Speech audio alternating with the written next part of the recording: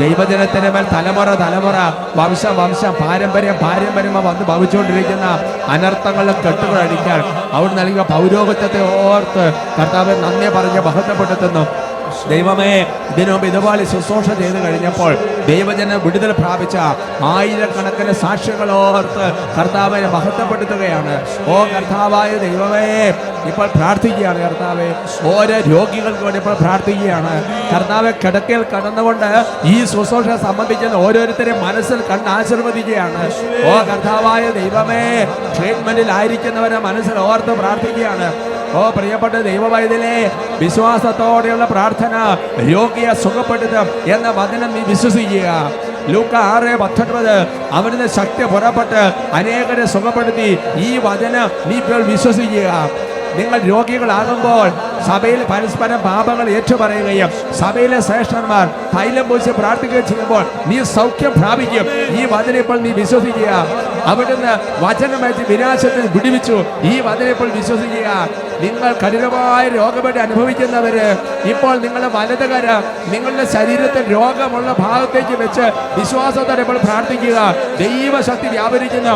ഓ കർത്താവായ ദൈവമേ, തിരുസഭയ്ക്ക് അങ്ങ് നൽകിയിരിക്കുന്ന പൗരോഹിത്യത്തിന് അധികാരം ഉപയോഗിച്ച് മത്തായി 18:18 നിങ്ങൾ ബന്ധിക്കപ്പെട്ടിരിക്കും, നിങ്ങൾ അഴിക്കപ്പെട്ടിരിക്കുന്ന വചനത്തിന്റെ അധികാരത്തിൽ. ലൂക്ക 9:1-2 അവൻ 12 പേരെ അടുത്ത് വിളിച്ച് സകല പിശാചുക്കളുടെ മേൽ അവർക്ക് അധികാരവും ശക്തിയും കൊടുത്തു എന്ന വചനത്തിന്റെ അധികാരത്തിൽ അർപ്പിച്ച വിശുദ്ധ കുർബാനയുടെ അനന്ത യോഗ്യതയാൽ, സഭയുടെ യോഗ്യതയാൽ, പരിശുദ്ധ കന്യാമരത്തിന് അമലോത്ഭവത്തിന്റെ യോഗ്യതയാൽ ഇപ്പോൾ കൽപ്പിക്കുന്നു. ഇവരിൽ നിന്നും ഇവരുടെ കുടുംബങ്ങളിൽ നിന്നും വ്യക്തികളിൽ നിന്നും രോഗങ്ങളും രോഗപീഠകളും പൈശാചിക ബന്ധനങ്ങൾ വിട്ടൊഴിഞ്ഞ് കുരിശിന്റെ ചുവട്ടിൽ നിബന്ധിക്കട്ടെ. അഴിയട്ടെ, അടിമത്തങ്ങൾ നീങ്ങട്ടെ, യേശുവിന്റെ നാമത്തിൽ വിടുതൽ. ബന്ധനങ്ങൾ അഴിയട്ടെ, അടിമത്തങ്ങൾ നീങ്ങട്ടെ, യേശുവിന്റെ നാമത്തിൽ വിടുതൽ പ്രാപിച്ചിടട്ടെ. രോഗികളെ സുഖമാക്കുന്ന ശക്തി, അത്ഭുത ശക്തി സംഭവിക്കട്ടെ. രോഗികളെ സുഖമാക്കുന്ന ശക്തി കർത്താവിൻ അത്ഭുത ദൈവജനം വിടുതൽ പ്രാപിക്കട്ടെ. ദൈവജനത്തിൻ മീതെ ഇപ്പോ നിറഞ്ഞു കവിഞ്ഞിടട്ടെ. യേശുവിൽ നിന്നും ശക്തി പുറപ്പെട്ട് സൗഖ്യം വിടുതൽ ഇന്നീ ജനതയിൽ ഒഴുകട്ടെ. യേശുവിൽ നിന്നും ശക്തി പുറപ്പെട്ട് സൗഖ്യം വിടുതൽ ഇന്നീ ജനതയിൽ ഒഴുകട്ടെ. ബന്ധനങ്ങൾ അഴിയട്ടെ, അടിമത്തങ്ങൾ മാറട്ടെ, യേശുവിന്റെ നാമത്തിൽ വിടുതൽ പ്രാപിച്ചിടട്ടെ. ബന്ധനങ്ങൾ അഴിയട്ടെ, അടിമത്തങ്ങൾ മാറട്ടെ, യേശുവിന്റെ നാമത്തിൽ വിടുതൽ പ്രാപിച്ചിടട്ടെ. സ്തുതിക്കുന്നു. ഹല്ലേലൂയ, ഹല്ലേലൂയ, ഹല്ലേലൂയ, ഹല്ലേലൂയ. ഹല ഹല ഹല ഹല ഹല. റോമ 16:20 സമാധാനത്തിന്റെ ദൈവം ഉടൻ തന്നെ പിശാചിനെ നിന്റെ കാൽക്കീഴിലാക്കി തകർത്തു കളയും. ഈ വചനത്തിന്റെ അധികാരത്തിൽ ഇപ്പോൾ പ്രാർത്ഥിക്കുന്നു. ഓ കർത്താവായ ദൈവമേ, 18 വർഷമായി സാത്താൻ ബന്ധിച്ചിട്ടിരുന്ന ഈ മകളെ ഞാൻ അഴിച്ചു വിടേണ്ടതല്ലേ എന്ന കർത്താവിന്റെ വചനത്തിൽ വിശ്വസിച്ചുകൊണ്ട് തലമുറയായി വംശമായി പാരമ്പര്യമായി ഓ കർത്താവേ, ഈ കുടുംബങ്ങളുള്ള പൈശാചിക പീഡകൾ, അന്ധകാരത്തിന്റെ ഉപദ്രവങ്ങൾ, തടസ്സങ്ങൾ, സാമ്പത്തിക കടബാധ്യതകൾ, രാത്രികളുടെ പൈശാചിക പീഡകൾ, പഠന തടസ്സം, വിവാഹ തടസ്സം, മക്കളുടെ മേലെ ബന്ധനങ്ങൾ, കലകം, വഴക്ക്, കേസുകൾ, അതിർത്തി തർക്കങ്ങൾ, നാരകേസര ഉപദ്രവങ്ങൾ ഈശോയുടെ നാമത്തിൽ ബന്ധിക്കുന്ന വിട്ടൊഴിഞ്ഞ് നിത്യാഗ്നിയിൽ നിബന്ധിക്കട്ടെ. യേശുവിൻ തിരുരക്തത്താൽ മോചിതരാകട്ടെ, പാപത്തിന്റെ കെട്ടുകളെല്ലാം തകർന്നു വീഴട്ടെ. യേശുവിൻ തിരുരക്തത്താൽ മോചിതരാകട്ടെ, പാപത്തിന്റെ കെട്ടുകളെല്ലാം തകർന്നു വീഴട്ടെ. വചനശക്തിയാ സാത്താൻ സൈന്യം ബന്ധിതരാകട്ടെ. കീഴെ തിന്മകൾ കത്തിച്ചാമ്പലാകട്ടെ. വചനശക്തിയാ സാത്താൻ സൈന്യം ബന്ധിതനാകട്ടെ. ക്രൂശിൻ കീഴെ തിന്മകൾ കത്തിച്ചാമ്പലാകട്ടെ. ബന്ധനങ്ങൾ അഴിയട്ടെ, അടിമത്തങ്ങൾ മാറട്ടെ, യേശുവിന്റെ നാമത്തിൽ വിടുതൽ പ്രാപിച്ചിടട്ടെ. ബന്ധനങ്ങൾ അഴിയട്ടെ, അടിമത്തങ്ങൾ മാറട്ടെ, യേശുവിന്റെ നാമത്തിൽ വിടുതൽ പ്രാപിച്ചിടട്ടെ. ഓരോ കുടുംബങ്ങളിലും സമാധാനത്തിന് ആത്മാവ് വസിക്കട്ടെ. ഓരോ കുടുംബങ്ങളിലും സ്നേഹത്തിന് ആത്മാവുകൾ വസിക്കട്ടെ. ഓരോ സമൂഹങ്ങളിലും സൗഖ്യത്തിന്റെ ശക്തികൾ വ്യാപരിക്കട്ടെ. ഓരോ സമൂഹങ്ങളിലും കൃപയുടെ അന്തരീക്ഷം ഉണ്ടാകട്ടെ. ഓരോ സമൂഹങ്ങളിലും പരിശുദ്ധാത്മാവിന്റെ ഫലദാന വരങ്ങൾ കൊണ്ട് പറയട്ടെ. ഓരോ വ്യക്തികളും ഇപ്പോൾ സൗഖ്യം പ്രാപിക്കട്ടെ. ആരാധന ആരാധന ആരാധന, സ്വയ ആരാധന ആരാധന ആരാധന, യേശുവേ ആരാധന ആരാധന.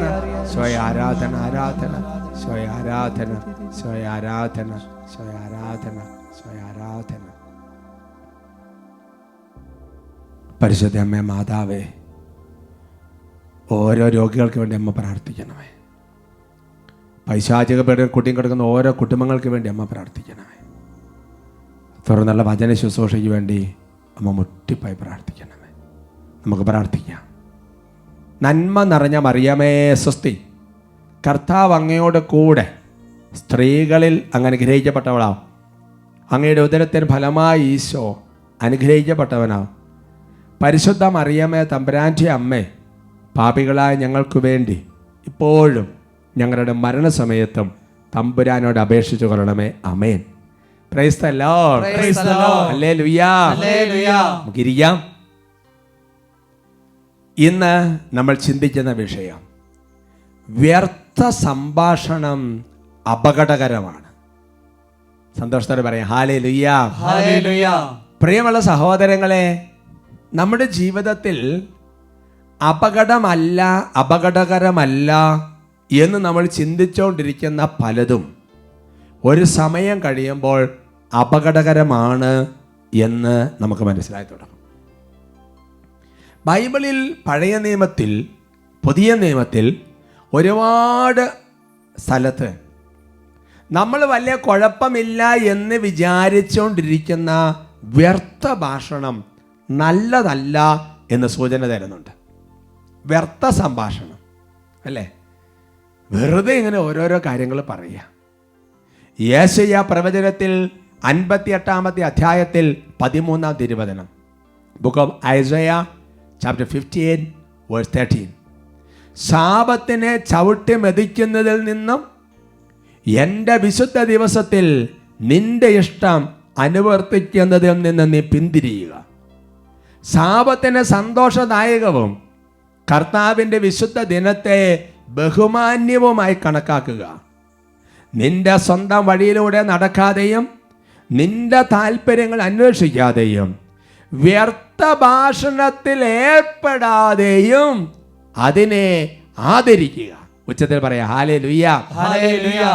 പഴയ നിയമത്തെ സാബത്ത് ആചരണത്തെക്കുറിച്ച്, പുതിയ നിയമത്തിലുള്ള ഞായറാഴ്ച ആചരണത്തെക്കുറിച്ച്, കർത്താവിൻ്റെ ദിവസത്തെക്കുറിച്ച്, ആ ദിവസങ്ങളിൽ ചെയ്യാൻ പാടില്ലാത്ത ചില പ്രവർത്തികളെക്കുറിച്ച് പറയുന്നതിൻ്റെ കൂട്ടത്തിൽ പറയുകയാണ് വ്യർത്ഥ സംഭാഷണം നല്ലതല്ല.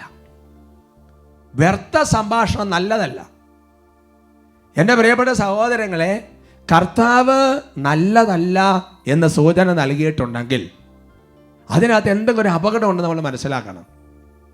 ഹോസിയ പ്രവചനത്തിൽ 10 അധ്യായത്തിൽ 3 തിരുവചനം, ബുക്ക് ഓഫ് ഹോസേയ ചാപ്റ്റർ 10 വേഴ്സ് 3, അവർ പറയും, കർത്താവിനെ ഭയപ്പെടാത്തത് കൊണ്ട് ഞങ്ങൾക്ക് രാജാവില്ലാതായി. ഇനി ഉണ്ടെങ്കിൽ തന്നെ ഞങ്ങൾക്ക് വേണ്ടി അവൻ എന്ത് ചെയ്യാൻ കഴിയും? അവർ വ്യർത്ഥ ഭാഷണം നടത്തുന്നു. Price the lord. Praise the Lord. അപ്പോൾ ദൈവഹിതത്തിന് വിരുദ്ധമായിട്ടുള്ള ഉപകരിക്കാത്ത ചില സംഭാഷണങ്ങൾ വ്യർത്ഥ സംഭാഷണമായിട്ട് കർത്താവ് ഇങ്ങനെ കൂട്ടുകയാണ്. ചില സൂചനകൾ തരിക. നമുക്ക് 1-2 വചനങ്ങളൊന്ന് വായിച്ചതിന് ശേഷം വിഷയത്തിലേക്ക് ശരിക്കും പ്രവേശിക്കാം. മലാക്യ പ്രവചനത്തിൽ 3 അധ്യായത്തിൽ 14 തിരുവചനം, നിങ്ങൾ പറഞ്ഞു ദൈവത്തെ സേവിക്കുന്നത് വ്യർത്ഥമാണ്. അവിടുത്തെ കൽപ്പനകൾ അനുസരിക്കുന്നത് കൊണ്ടും സൈന്യങ്ങളുടെ കർത്താവിന് മുൻപിൽ വിലാപം ആചരിക്കുന്നവരെ പോലെ നടക്കുന്നത് കൊണ്ടും എന്ത് പ്രയോജനം? ഒരുമിച്ച് പറയാം ഹല്ലേലൂയ.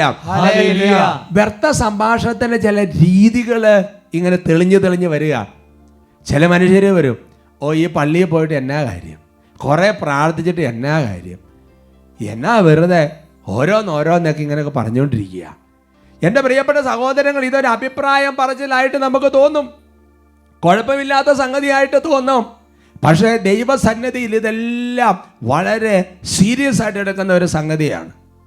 വ്യർത്ഥ സംഭാഷണത്തിൻ്റെ മറ്റൊരു രീതി, മറ്റൊരു മോഡല് പ്രഭാഷകന്റെ പുസ്തകത്തിൽ കാണുന്നുണ്ട്.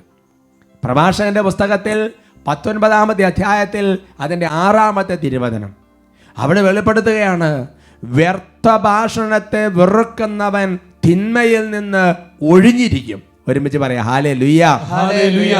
വ്യർത്ഥ ഭാഷണം വെറുക്കുന്നവൻ തിന്മയിൽ നിന്ന് ഒഴിഞ്ഞിരിക്കുമെന്ന് പറയുമ്പോൾ അതിൻ്റെ അർത്ഥമെന്ന് പറയുന്നത് നമ്മൾ വെറുക്കേണ്ട ഒരു സംഗതിയാണ് വ്യർത്ഥ ഭാഷണം. അതിനകത്തുനിന്ന് ഒഴിഞ്ഞില്ലെങ്കിൽ നമ്മൾ തിന്മയിൽ നിന്ന് ഒഴിയാതെ ഇരിക്കും എന്നൊരു സൂചനയുണ്ട്. ഇപ്പോൾ പഴയ നിയമത്തിലെ വചനങ്ങളാണ് വരുന്നത്, ഒരിച്ചിരി കഴിയുമ്പോൾ നമ്മൾ പുതിയ നിയമത്തിലേക്ക് കയറും. അതുകൊണ്ട് എൻ്റെ പ്രിയപ്പെട്ട സഹോദരങ്ങളെ, നമ്മുടെ ജീവിതത്തിൽ നമ്മളെ രക്ഷിക്കാൻ കഴിവില്ലാത്ത, നമുക്ക് നന്മയല്ലാത്ത, നമുക്ക് ഉപകരിക്കാത്ത കാര്യങ്ങളിൽ നിന്ന് നമ്മൾ മാറണം. നമ്മൾക്കൊരു വേർപാട് വേണം. ഇല്ലെങ്കിൽ വലിയ അപകടങ്ങളിൽ നമ്മൾ ചാടും. വ്യർത്ഥ ഭാഷണത്തിൽ മുഴുകുന്നവനെ കുറിച്ച് അപ്പോൾ ബൈബിൾ നൽകുന്ന സൂചന എന്താ? അവൻ തിന്മയിൽ ചാടാൻ സാധ്യതയുണ്ടെന്നുള്ളതാണ്, അല്ലേ? വ്യർത്ഥ ഭാഷണത്തെ ഒഴിവാക്കുന്നവൻ, വെറുക്കുന്നവൻ തിന്മയിൽ നിന്ന് ഒഴിഞ്ഞിരിക്കുമെന്ന് പറഞ്ഞാൽ അതിൻ്റെ മറുവശം എന്നാ? വ്യർത്ഥ ഭാഷണത്തിൽ മുഴുകുന്നവന് അപകട സാധ്യത കൂടുതലാണ്, പാപത്തിൽ വീഴാനുള്ള സാധ്യത കൂടുതലാണ്. അത് നമ്മളെ രക്ഷിക്കുന്ന ഒന്നല്ല, നമുക്ക് ഉപകരിക്കുന്ന ഒന്നല്ല. നമ്മളെ രക്ഷിക്കാൻ കഴിവില്ലാത്ത, നമുക്ക് ഉപകരിക്കാത്ത കാര്യങ്ങളിൽ നിന്ന് നമ്മൾ വിട്ടു നിൽക്കണം. എൻ്റെ പ്രിയപ്പെട്ട സഹോദരങ്ങളെ, അത് കർത്താവ് ഉത്ബോധിപ്പിക്കുന്നുണ്ട്. കൊരിന്തോസ് ലേഖനത്തിൽ കർത്താവ് വെളിപ്പെടുത്തുന്നുണ്ട്, അല്ലേ? എന്താ വെളിപ്പെടുത്തുന്നത്? എല്ലാം പ്രയോജനകരങ്ങളല്ല, എല്ലാം ഉപകാരപ്രദമല്ല. അപ്പം ചിലതൊക്കെ നമ്മൾ ഒഴിവാക്കി തുടങ്ങണം. 1 സാമുവേൽ 12-ാമത്തെ അധ്യായത്തിൽ 21-ാമത്തെ വാക്യത്തിൽ അത് നല്ല വചനമാണ്. നിങ്ങൾക്കുപകരിക്കാത്തതും നിങ്ങളെ രക്ഷിക്കാൻ കഴിവില്ലാത്തതുമായ കാര്യങ്ങളിലേക്ക് നിങ്ങൾ തിരിയരുത്, അവ വ്യർത്ഥമാണ്.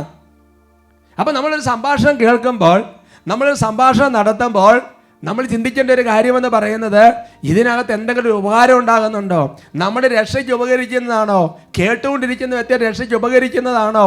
എന്തെങ്കിലും ഒരു സംഗതി ഉള്ളതാണോ? അത് നമ്മളെ രക്ഷിക്കാൻ കാര്യമില്ലാത്തത്, നമുക്ക് ഉപകാരമില്ലാത്ത സംഗതി നമ്മൾ പിന്തിരിയണം, അല്ലേ? അതുകൊണ്ടാണ് പൗലോസ്ലീഹ കൊരിന്തോസ്യർക്ക് 1-ാമത്തെ ലേഖനത്തിൽ 2-ാമത്തെ അധ്യായത്തിൽ 2-ാം വാക്യത്തിൽ 1 Corinthians chapter 2:2 പറഞ്ഞു വെച്ചത്, നിങ്ങളുടെ ഇടയിലായിരുന്നപ്പോൾ യേശുക്രിസ്തുവിനെ കുറിച്ചല്ലാതെ, അതും ക്രൂശിതനായവനെ കുറിച്ചല്ലാതെ മറ്റൊന്നിനെ കുറിച്ചും അറിയേണ്ടതില്ലെന്ന് ഞാൻ തീരുമാനിച്ചു. ഒരുമിച്ച് പറയാം ഹല്ലേലൂയ. ഹല്ലേലൂയ. പൗലോസ്ലീഹ പറയാ, ഞാൻ നിങ്ങളുടെ കൂടി ആയിരുന്നപ്പോൾ യേശുക്രിസ്തുവിനെ കുറിച്ച് അല്ലാതെ ബാക്കി എന്ന് അറിഞ്ഞിട്ട് കാര്യമില്ല. യേശുവിനെ കുറിച്ച് അറിഞ്ഞാൽ, യേശുവിനെ കുറിച്ച് പറഞ്ഞാൽ, ഈശോയെ കുറിച്ച് കേട്ടാൽ അത് രക്ഷിക്കാൻ കഴിവുള്ളതാണ്. ഈശോ എന്ന നാമമാണ് രക്ഷിക്കുന്ന നാമം, അത് ഉപകാരപ്രദമാണ്. ബാക്കിയുള്ള ഈ ചപ്പും ചവറും കേട്ടിട്ട് കാര്യമില്ല, അല്ലേ? ശ്രദ്ധിക്കണം പ്രിയപ്പെട്ട സഹോദരങ്ങളെ. എന്ന് വിചാരിച്ചുകൊണ്ട് ഈ വചനത്തെ ചിലപ്പോൾ തെറ്റായി വ്യാഖ്യാനിക്കുന്നവരുണ്ട്. അപ്പോൾ അതുകൊണ്ട് തന്നെ വേറെ ഒന്നും വേണ്ട, വേറെ അങ്ങനെയൊന്നും വേണ്ട, അങ്ങനെയല്ല ചിന്തിക്കേണ്ടത്, അല്ലേ? നമുക്ക് നമ്മുടെ ഉത്തരവാദിത്തങ്ങളും കടമകളും എല്ലാം നമ്മൾ നിർവഹിക്കണം. പക്ഷേ നമ്മൾ അറിയാനും നമ്മുടെ മുഴുവൻ കാര്യങ്ങളിലും ഈശോയുമായി ബന്ധപ്പെട്ട് പോകണമെന്നാണ് എൻ്റെ സൂചന. ഉച്ചത്തിൽ പറയാം ഹല്ലേലൂയ. ഹല്ലേലൂയ. എൻ്റെ പ്രിയപ്പെട്ട സഹോദരങ്ങളെ, ഈ വ്യർത്ഥ സംഭാഷണം എങ്ങനെയാണ് നമ്മുടെ ജീവിതത്തിൽ അപകടങ്ങളിലേക്ക് കൊണ്ടുപോയി ചാടിക്കുക? ഇത് കേട്ടാലൊക്കെയുള്ള പ്രശ്നം എന്താണ്? എൻ്റെ സഹോദരങ്ങളെ, വ്യർത്ഥ സംഭാഷണത്തെക്കുറിച്ച് ബൈബിൾ നൽകുന്ന ഒരു സൂചന എന്ന് പറയുന്നത്, ഇത് പലപ്പോഴും കേട്ടത് ആവർത്തിക്കുന്നതാണ് വ്യർത്ഥ സംഭാഷണം. ഇതിനകത്ത് നമ്മളൊരു അടക്കം പാലിക്കണം. അതുകൊണ്ടാണ് ചില കാര്യങ്ങൾ കേൾക്കാതിരിക്കണം എന്ന് പറയുന്നത്. പ്രഭാഷകന്റെ പുസ്തകത്തിൽ 21-ാമത്തെ അധ്യായത്തിൽ 25-ാം തിരുവചനം, ബുക്ക് ഓഫ് സിറാഖ് ചാപ്റ്റർ 21:25, വ്യർത്ഥ ഭാഷകൻ അന്യരുടെ വാക്കുകൾ ആവർത്തിക്കുന്നു. ഹല്ലേലൂയ. ഹല്ലേലൂയ. അപ്പം ഈ വ്യർത്ഥ ഭാഷണത്തിന്റെ അരൂപിയുള്ള വ്യർത്ഥ ഭാഷകന്റെ പ്രത്യേകത എന്താ? അവിടുന്ന് ഇവിടുന്ന് ഓരോ സംഗതികൾ കേൾക്കും, എന്നിട്ടോ അത് കൊണ്ടുവന്ന് വേറെ സ്ഥലത്ത് പോയി പറയും. വ്യർത്ഥ ഭാഷകൻ മറ്റുള്ളവർ പറഞ്ഞു കേൾക്കുന്ന ചപ്പും ചവറും കേട്ട് അതിങ്ങനെ ഹൃദയത്തിലോട്ട് കയറിയിട്ട് അത് വേറെ പല സ്ഥലങ്ങളിൽ പോയി പറയും. വ്യർത്ഥ ഭാഷകന്റെ ഒരു സൂചനയാണ് പ്രിയപ്പെട്ട സഹോദരങ്ങൾ. അതുകൊണ്ട് അന്യരുടെ വാക്കുകൾ ആവർത്തിക്കുന്ന ഒരു പ്രവണത ഉണ്ടെങ്കിൽ ശ്രദ്ധിക്കണം. ആവശ്യമില്ലാത്ത കാര്യങ്ങൾ കണ്ടിട്ട് കേട്ടിട്ട് അത് അവിടെ ഇവിടെ പോയി പറയുക. ഇത് നിസാര സംഗതിയല്ല. പുതിയ നിയമത്തിലേക്ക് പ്രവേശിക്കുമ്പോൾ ശക്തമായിട്ട് ചില താക്കീതുകളുണ്ട്. ഇത് വിധി ദിവസത്തിൽ കണക്ക് കൊടുക്കേണ്ട ഒരു പാപമാണെന്ന് ബൈബിൾ പഠിപ്പിക്കുകയാണ്. ഇത് കണക്ക് കൊടുക്കേണ്ട ഒരു പ്രവൃത്തിയാണ്. വിശുദ്ധ മത്തായിയുടെ സുവിശേഷത്തിൽ 12-ാമത്തെ അധ്യായത്തിൽ 36-ാം തിരുവചനം, gospel of saint Matthew chapter 12:36, ഞാൻ നിങ്ങളോട് പറയുന്നു, മനുഷ്യർ പറയുന്ന ഓരോ വ്യർത്ഥവാക്കിനും വിധി ദിവസത്തിൽ കണക്ക് കൊടുക്കേണ്ടി വരും. നോക്കിയാ കയറി പഴയ നിയമത്തിൽ നിന്ന് കയറി വന്ന് എന്താണ് വ്യർത്ഥ സംഭാഷണ സൂചനകളൊക്കെ പറഞ്ഞിട്ട് അവസാനം പറഞ്ഞു വെക്കാണ്, ഇത് അന്ത്യ ദിവസത്തിൽ കണക്ക് കൊടുക്കേണ്ട ഒരു പ്രവൃത്തിയാണ്. ദൈവസന്നിധിയിൽ നമ്മൾ ഉത്തരം പറയേണ്ട ഒരു പ്രവൃത്തിയാണ്. ഞാൻ പലപ്പോഴും ചിന്തിച്ചിട്ടുണ്ട്, ഈ ഒരു വ്യർത്ഥ സംഭാഷണം അതിപ്പോൾ നടത്തി എന്നുകൊണ്ട് ഇപ്പോൾ എന്താ ഇപ്പോൾ വലിയ കണക്ക് കൊടുക്കേണ്ട, വലിയ സീരിയസ് ഇഷ്യൂ ഇപ്പം അതിനകത്ത് എന്താണ് എന്ന് ഞാൻ ഒരു കാര്യത്തിൽ ചിന്തിച്ചിട്ടുണ്ട്. നമ്മളിപ്പോൾ അവിടെ ഇവിടെ കേട്ടാൽ ശരിയല്ലാത്ത എന്തെങ്കിലുമൊക്കെ ആയിക്കോട്ടെ, ഒരു കാര്യം അങ്ങോട്ട് പറഞ്ഞു. എൻ്റെ പ്രിയപ്പെട്ട സഹോദരങ്ങളെ, നമ്മൾ പറയുന്ന പല തമാശകളിലും നമ്മൾ പറയുന്ന പല കാര്യങ്ങളിലും ചില കാര്യങ്ങൾ അപകടകരമായി ഒളിഞ്ഞിരിപ്പുണ്ടാവും. കുറച്ചുകൂടെ വെളിച്ചം കിട്ടും. 2 തിമോത്തി 2:16 പഠിച്ചാൽ, 2 തിമോത്തി ചാപ്റ്റർ 2 വേഴ്സ് 16, ലൗകികമായ വ്യർത്ഥ ഭാഷണം ഒഴിവാക്കുക, അല്ലെങ്കിൽ അത് ജനങ്ങളെ ഭക്തിരാഹിത്യത്തിലേക്ക് നയിക്കും. അപ്പം നമ്മൾ നടത്തുന്ന ഒരു ലൗകിക സംഭാഷണം ഒരു പക്ഷേ ഈ സംഭാഷണം കേട്ടുകൊണ്ടിരിക്കുന്ന ഒരാളെ ഭക്തിരാഹിത്യത്തിലേക്ക് നയിക്കാൻ സാധ്യതയുണ്ടാകാം. എനിക്ക് ഒരിക്കൽ ഒരു സ്ഥലത്ത് ഞാനൊരു കാര്യത്തിന് ഒരു പരിപാടിക്ക് പോയതാണ്. അത് കഴിഞ്ഞിട്ട് അതെല്ലാം കഴിഞ്ഞ് പുറത്തിറങ്ങി കഴിഞ്ഞപ്പോൾ പിന്നെ അവിടെ ഭക്ഷണമൊക്കെ ആകാൻ ഭക്ഷണം കൊണ്ട് വെച്ചിരിക്കുക. അവർ ചില സമയമൊക്കെ ഉണ്ട്. അപ്പം ഇങ്ങനെ വർത്തമാനം പറഞ്ഞുകൊണ്ടിരിക്കുമ്പോൾ ഒരു പ്രധാനപ്പെട്ട ആളാണ്, നമ്മൾ സഭയിലുള്ള വളരെ മനോഹരമായ നമ്മളൊക്കെ ചൊല്ലുന്ന ഒരു പ്രാർത്ഥന, ആ പ്രാർത്ഥനയെക്കുറിച്ച് ഒരു തമാശ പറഞ്ഞു. ആ തമാശ കേട്ടിട്ട് ഞാനടക്കം ഒരുപാട് ചിരിച്ചു. പക്ഷേ എൻ്റെ പ്രിയപ്പെട്ട സഹോദരങ്ങളെ, പിന്നീട് ഒരിക്കലും എനിക്ക് ആ പ്രാർത്ഥന ചൊല്ലാൻ പറ്റിയിട്ടില്ല. ആ പ്രാർത്ഥന ചൊല്ലുന്ന കാര്യം ഓർക്കുമ്പം എനിക്ക് ആ തമാശ ഓർമ്മ വരും. ഞാൻ ആ തമാശ ഇപ്പം നിങ്ങളോട് പറയാത്ത എന്താണെന്നറിയാമോ? നിങ്ങൾ പ്രശ്നത്തിലാവും, അതുകൊണ്ടാണ് പറയാത്തത്. ഇനി ഈ തമാശ പറഞ്ഞ ഈ പ്രധാനപ്പെട്ട ആൾ അറിയുന്നുണ്ടോ? എൻ്റെ ജീവിതത്തിൽ നിന്ന് അവരൊറ്റ തമാശ ആ പ്രാർത്ഥന എടുത്തു കളഞ്ഞു എന്നുള്ള വിവരം ഇനി എപ്പോഴാണ് അറിയുന്നേ? വിധി ദിവസത്തിൽ ഒരു ചോദ്യം വരും. എന്താ ചോദ്യം എന്നറിയാവോ? നീ അന്നങ്ങനെ ഒരു തമാശ പറഞ്ഞത് വഴി ഇന്ന അച്ഛന് ആ പ്രാർത്ഥന പിന്നീട് ചൊല്ലാൻ പറ്റാത്ത വിധം ഒരു തിന്മ വന്ന് ഭവിച്ചു, അതുകൊണ്ട് നീ കണക്ക് കൊടുക്കേണ്ടി വരും. അതുകൊണ്ട് എൻ്റെ പ്രിയപ്പെട്ട സഹോദരങ്ങളെ, നമ്മൾ ഓരോ സംഭാഷണം നടത്തുമ്പോഴും നമ്മൾ ശ്രദ്ധിക്കണം. ചുമ്മാ ഇങ്ങനെ വിളിച്ച് പറയുകയും ആത്മീയ കാര്യങ്ങളൊക്കെ തമാശ പറയുകയും അങ്ങനെ ചെയ്യരുത്. അതായത് നിങ്ങളുടെ പൗലോസ്ലീഹ എന്താ പറയുന്നത്? എഫേസോസ് ലേഖനത്തിൽ എന്താ പഠിപ്പിക്കുന്നത്? നിങ്ങൾ സംഭാഷണം നടത്തണമെങ്കിൽ ആത്മാവ് ജ്വലിക്കണം, അല്ലേ? അവർക്ക് നന്മയ്ക്ക് ഉതകുന്ന കാര്യങ്ങളാണ് പറയേണ്ടത്. നിങ്ങൾ ഒരുമിച്ച് കൂടുമ്പോൾ വചനങ്ങളും സങ്കീർത്തനങ്ങളും നല്ല കാര്യങ്ങൾ, ശരിക്കും പറഞ്ഞ വാക്ക് ഇങ്ങനെയാണ്, നിങ്ങൾ നല്ല കാര്യങ്ങൾ സന്ദർഭം അനുസരിച്ച് സംസാരിക്കാനാണ് പറയുന്നത്. അതാണ് പഴയ നിയമത്തിൽ പറയുന്നത്, നിങ്ങൾക്ക് ഉപകരിക്കാത്തത്, നിങ്ങളെയൊക്കെ രക്ഷിക്കാൻ കഴിവില്ലാത്ത ഇങ്ങനത്തെ ചപ്പും ചവറും സംസാരിക്കാനോ കേൾക്കാനോ പോകരുത്. സഭയിലൊരു മഹാവിശുദ്ധനായ വിശുദ്ധ ആന്റണി മേരി ക്ലാരറ്റ്, അദ്ദേഹത്തിൻ്റെ ജീവചരിത്രത്തിൽ കലാരേഷ്യൻ സഭയുടെ വിശുദ്ധനെയാണ് ഉദ്ദേശിക്കുന്നത്. അപ്പോൾ അദ്ദേഹത്തെക്കുറിച്ച് പറയപ്പെട്ടിരിക്കുന്ന അദ്ദേഹത്തിൻ്റെ പുസ്തകത്തിൽ ഞാൻ വായിച്ച ഒരു കാര്യം ഓർക്കാണ്. വിശുദ്ധ ആന്റണി മേരി ക്ലാരറ്റ് ഇങ്ങനത്തെ ഏതെങ്കിലും സംഭാഷണങ്ങളോ കുറ്റം പറയലോ അങ്ങനത്തെ കാര്യങ്ങളൊക്കെ നടന്നിരിക്കുന്ന സ്ഥലമാണെങ്കിൽ വിശുദ്ധ ആന്റണി മേരി ക്ലാരറ്റ് വേഗം അവിടെ നിന്ന് ഓടി രക്ഷപ്പെടും. ചിന്തിച്ചു നോക്കിയേ, ഭക്തി എടുത്ത് കളയും, പ്രാർത്ഥന എടുത്ത് കളയും. വിശുദ്ധ ജോൺ ക്ലിമാക്കോസ് പറയുന്ന ഒരു കാര്യമുണ്ട്, അതായത് നമ്മുടെ ജീവിതത്തിൽ ടോക്കറ്റീവ് നേച്ചർ, ഒരുപാട് സംസാരിക്കുന്ന പ്രകൃതിയാണെങ്കിൽ ആത്മീയ ജീവിതത്തിൽ വളരാൻ പറ്റുകയില്ല. ലൂക്കായുടെ സുവിശേഷം 21:34 ഒരു വചനമുണ്ട്. ആ വചനം വെച്ചുകൊണ്ട് ഇതിനെ നമുക്ക് വ്യാഖ്യാനിക്കാം. സുഖലോലപത, മദ്യാസക്തി, ജീവിത വ്യഗ്രത എന്നിവയാൽ നിങ്ങളുടെ മനസ്സ് ദുർബലമാവുകയും ആ ദിവസം ഒരു കെണി പോലെ പെട്ടെന്ന് നിങ്ങളുടെ മേൽ വന്ന് വീഴുകയും ചെയ്യാതിരിക്കാൻ ശ്രദ്ധിക്കുവിൻ.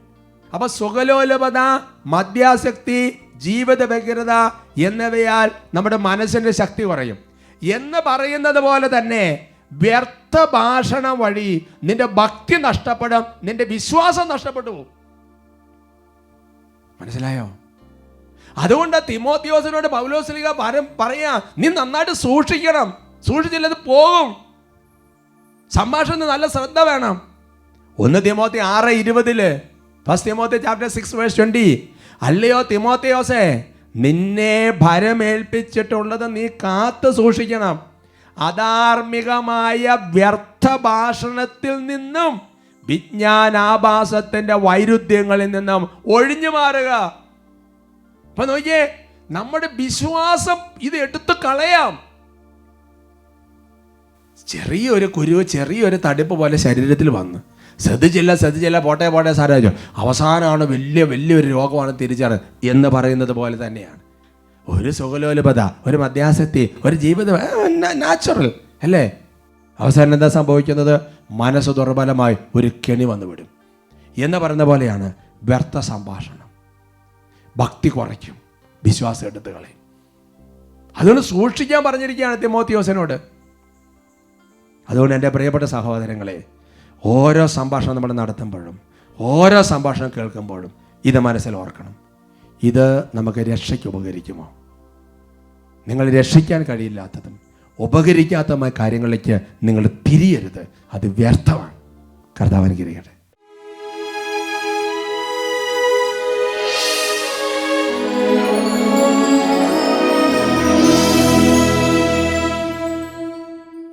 പ്രഭാഷകന്റെ പുസ്തകത്തിൽ 18-ാമത്തെ അധ്യായത്തിൽ 20-ാമത്തെ തിരുവചനം, ന്യായവിധിക്ക് മുമ്പ് നീ നിന്നെ തന്നെ പരിശോധിക്കുക, വിധിവേളയിൽ നിനക്ക് മാപ്പ് ലഭിക്കും. ഓരോ വചനങ്ങളും ഈ ഭൂമിയിൽ ജീവിച്ചിരിക്കുമ്പോൾ നമുക്ക് ആത്മശോധനയ്ക്കുള്ളതാണ്. ന്യായവിധിയിൽ വിധിക്കപ്പെടുന്നതിന് മുൻപ് ആത്മശോധന അനുദപിച്ച് കർത്താവിൻ്റെ കരുണയിലേക്ക് തിരിച്ചു വരാം. പ്രിയപ്പെട്ട ദൈവമക്കളെ, കർത്താവിൻ്റെ സന്നിധിയിൽ കേട്ട വചനങ്ങളുടെ എല്ലാ ലംഘനങ്ങളും ഓർത്ത് അനുദപിക്കുകയാണ്. വിശുദ്ധ ഫൗസ്തീനയുടെ കർത്താവ് വെളിപ്പെടുത്തി, വായാടിയായ ഒരാത്മാവ് ഒരിക്കലും വിശുദ്ധി പ്രാപിക്കുകയില്ല. സംസാരപ്രിയയായ ഒരാത്മാവ്, കേട്ട കാര്യങ്ങൾ ആവർത്തിക്കുന്ന ആത്മാവ്, വ്യർത്ഥ സംഭാഷണം നടത്തുന്ന ആത്മാവ് വിശുദ്ധി പ്രാപിക്കുക അതിനപ്രാപ്യമാണ്. ദൈവമേ, കഴിഞ്ഞുപോയ ജീവിതത്തിൻ്റെ നാളുകളിൽ അറിഞ്ഞും അറിയാതെയും ഒരുപാട് വ്യർത്ഥ സംഭാഷണം നടത്തിയിട്ടുണ്ട്. വെറുതെ ആവശ്യമില്ലാത്ത കാര്യങ്ങൾ സംസാരിച്ചും ചകഞ്ഞും അവിടെ ഇവിടെ കേട്ട കാര്യങ്ങൾ ആവർത്തിച്ചും ദൈവമേ ആത്മീയ കാര്യങ്ങളെ തമാശായിട്ടെടുത്തും ദൈവമേ അനേകരുടെ ഭക്തജീവിതം എൻ്റെ അടക്കം നഷ്ടപ്പെട്ടു പോയിട്ടുണ്ട്. ഞാൻ അറിയുന്നു പോലുമില്ല. എൻ്റെ ദൈവമേ, എന്നോട് ക്ഷമിക്കണമേ, എന്നോട് കരുണ കാണിക്കണമേ. ഈശോയേ ക്ഷമിക്കണമേ, എന്നോട് പൊറുക്കണമേ. ഉള്ളൊരുകി പ്രാർത്ഥിക്കുന്ന ഈശോയേ ക്ഷമിക്കണമേ, എന്നോട് പൊറുക്കണമേ. കരങ്ങൾ ഉയർത്തി സ്തുതിക്കുന്നു. ഹല്ലേലൂയ, ഹല്ലേലൂയ. എഫേസസ് ലേഖനത്തിലെ വചനപ്രകാരം നല്ല കാര്യങ്ങൾ സന്ദർഭമനുസരിച്ച് സംസാരിക്കുവാൻ തക്കവിധം ദൈവത്തിന്റെ കൃപ ഈ ആശീർവാദ സമയത്ത് വ്യാപരിക്കട്ടെ. ഈശോയെ കൃപ തൂകണമേ. ഈശോയേ